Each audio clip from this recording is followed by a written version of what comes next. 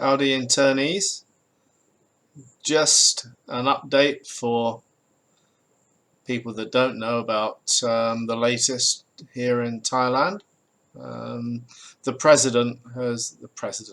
Prime Minister has extended the state of emergency here for one more month. Now, what does that mean? How's that going to affect us? Well, the answer is I don't really know.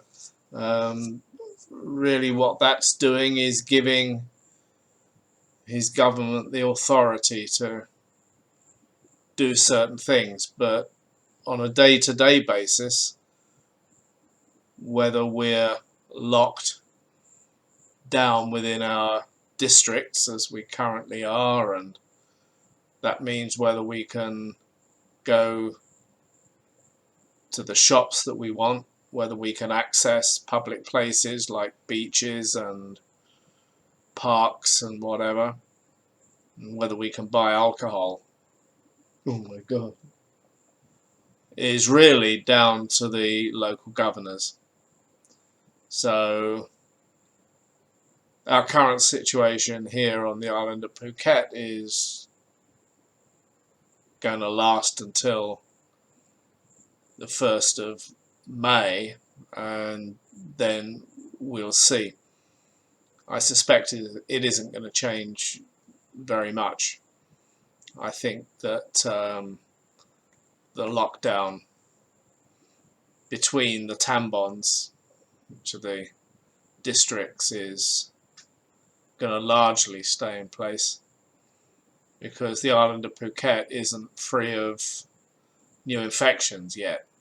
Almost, but they've got one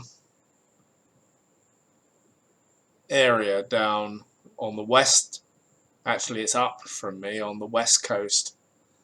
Its name I can never remember, but it's just north of Patong Beach. Bang Tao. It's largely a Muslim community, and they're dug in there deeper than fleas on a dog, and they keep getting new infections in there. They've sent the police and special investigators in there now because they found out that they're not being honest with what they're saying about whether they're actually cooperating with the lockdown or not, and I think that is the only place on the island now where there are still new infections. And today it was not much, maybe 4, something like that. I should have the figures to hand, but I don't.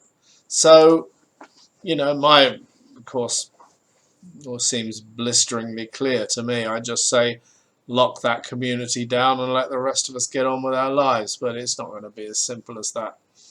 So we'll just have to wait and see.